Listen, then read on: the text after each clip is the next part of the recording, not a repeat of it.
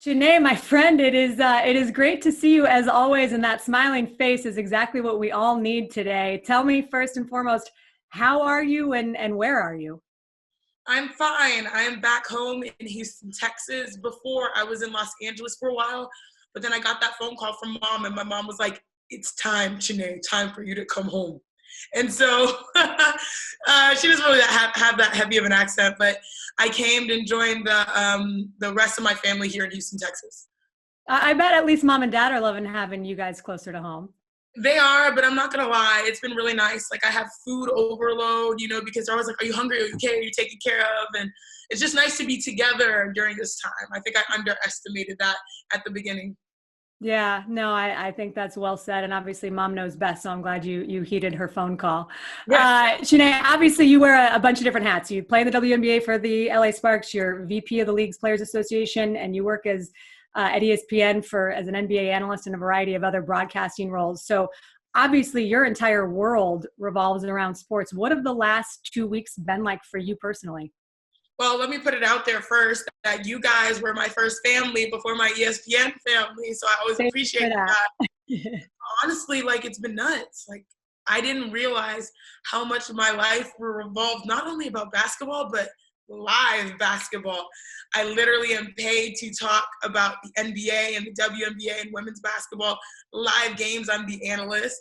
And then also on the other hand, I play in those games. So to like have both taken away has been abrupt and jarring. But at the same time, I think a lot of athletes with the postponement of games, even like the Olympics that recently came out, we all just want an environment that is fair for the fans, where we can compete, and fair for ourselves and our coaches and our fans and our supporters as well.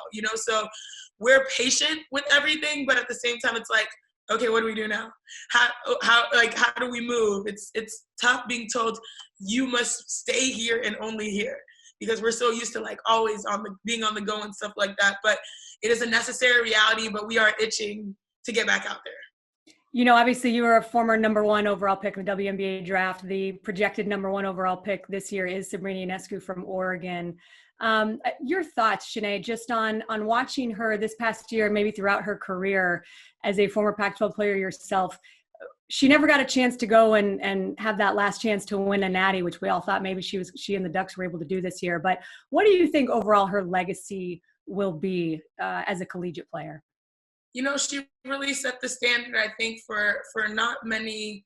It's not just what she did on the court, it's also what she did off the court, and set the standard for Oregon. She really brought about this renaissance to their organization, and then also just bringing those fans out. Like, it was nice to see another school step into their own form of history. But I think it's even bigger for the entire Pac-12, just because I was like, okay, we got like number 3 in the rankings, number 5, number 7, number 10, number 12, number 15, number 18.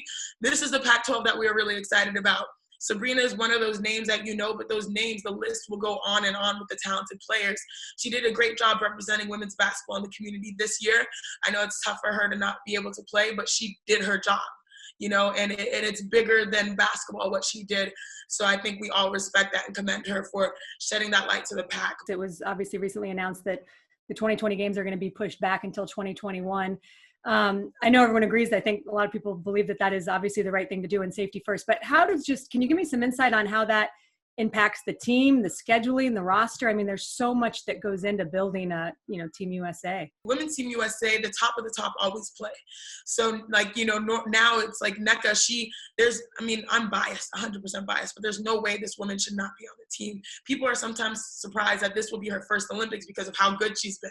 Last Olympics 2016 was when she won her MVP season. She should have been on that one, but she better be on this one. I'm excited for the Olympics. NECA's super excited. The idea, I guess the overwhelming idea was that there's no way it's going to be canceled. It will probably be postponed. We felt like the right thing was to postpone, because if you think about it, there's so many things that lead into the Olympics, into the summer, and we can't just rush just for the sake of rushing it. This is something we work for our entire lives. It's once in a lifetime. Let's do it right. Let's postpone it. And I'm glad the athletes found their voices and that the IOC finally heard them. So now I think by postponing it, it's a better look for everyone. Team USA is still going to be lit. We're destined, at least my sister and the situation, for a gold medal. And my family really wants that experience as well. So we're all happy with the results of the postponement. Good. I'm obviously glad to hear that. Chiney, it's obviously an emotional and uncertain time for a lot of people, but one of the things I've loved to see is the way that a lot of people are coming together and making good things happen in the world, even as we're all kind of sheltered in place. You celebrated your 28th birthday just a couple of days ago. So Yeah. most importantly, happy birthday. Thank you. But you celebrated in what I thought was a really creative, generous, thoughtful way. Given that we're all together in this fight versus COVID-19, in honor of my birthday today, I want to flip the script and give back. I'm officially 28 years old, so I'm going to give 28 families or people in need $100 to help get you through the next few weeks. I know a lot of people are not working and trying to find ways to make ends meet, so use it to pay a bill, get some groceries, etc. DM me your info and a little bit about you and your situation, also with your Venmo. All right, y'all, stay blessed. How did that idea come and what inspired you to do that? Sure. So I just celebrated my 21st birthday, and 21st, what the heck? 28, I'm old. March 21st, I started celebrating my 28th birthday. Can you believe I'm getting up there, Ash? Like, you are. You're getting old, my baby girl. I'm getting up there. Oh, but I feel good. I finally feel like my energy matches my age. You know what I mean? So like, I'm happy with it. I was like panicked at 26. I was like, oh my gosh, I'm close to 30. But like 28, I'm like, oh, you know what? This is a vibe. I'm here for it. So obviously, the whole world has been put on pause thanks to COVID-19. And I was just watching around like all these NBA players. I was like, they're stepping up. Now, I wish I could ball like the NBA players. So I just decided, I was like, you know what, let me be creative. 28 means a lot to me. And I know, a little bit can go a long way for certain families. So I was like, all right, let me try to throw, $100 because like, that's obviously, that's within my means. I'm very blessed and fortunate. There's my sister.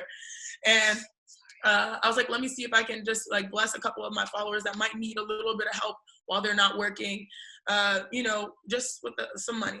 And it was probably the most rewarding thing I've done as of recently, because I was having genuine conversations like, yo, I have a daughter that's 2 months premature, and like we just need a little bit to help us get through these, these bills, these hospital bills, or hey, I'm a mother of 4, or hey, I'm a disabled vet. Like, and the coolest thing about it was like, go Sparks. Or go Stanford, like, hey, I watch you, like, and we come to the game.